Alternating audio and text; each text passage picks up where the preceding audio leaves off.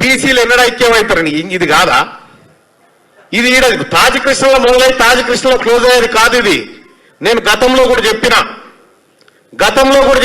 ఇక్కడ మీటింగ్ పెట్టినప్పుడు హనుమంతన్న చెప్పినట్టే బడి తయారైనప్పుడు ఆ బడిని ఆదిలోనే ఖతం చేసి ఆ తర్వాత దాన్ని స్తబ్దుగా పెట్టడం జరిగింది.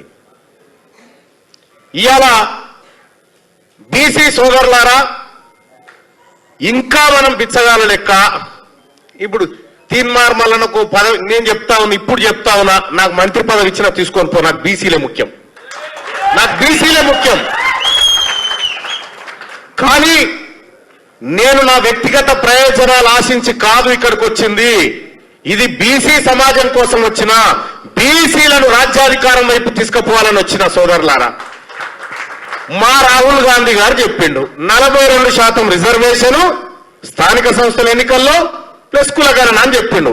మా రాహుల్ గాంధీ గారిని గెలిపించడం కోసం వచ్చిన ఇక్కడికి. మా రాహుల్ గాంధీ గారిని ఎట్టి పరిస్థితుల్లో ఓడని మరి ఈ అంశంలో అని చెప్పి వచ్చిన. ఇవాళ చాలా విషయాలు ఉన్నాయి సోదరులారా. ఎంత పెద్ద కుట్ర అంటే కనీసం ఈశ్వరయ్య సార్ ఉన్నాడా? పోయిండా? సార్ నేను పోయి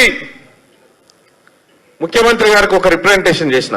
ఏమనంటే, sir advocate general, additional advocate general మా బీసీలో ఒక్కడు లేడు సార్, ఒక అవకాశం ఏంటంటే మనకిచ్చే ఇంట్రెస్ట్ లేదని చెప్పిండు సార్. మనకిచ్చే ఇంట్రెస్ట్ లేదన్నారు. అంటే దాని అర్థం ఏంది నాకు అర్థం కాలే.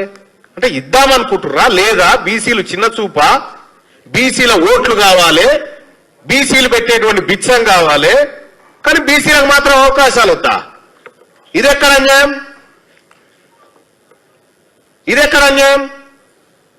ముఖ్యమంత్రి రేవంత్ రెడ్డి గారికి నేను సూచన చేస్తున్నా, మేము అల్పులము, తక్కువ కులాలము, లేకపోతే కింది నిమ్న వర్గాలు అని పొరపాటున అంచనా వేయకండి.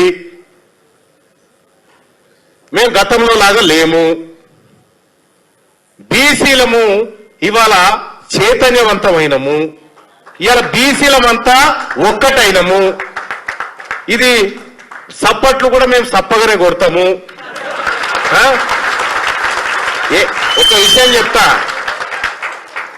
ఒక విషయం చెప్తా, మీరు బాగా గుర్తుపెట్టుకోండి.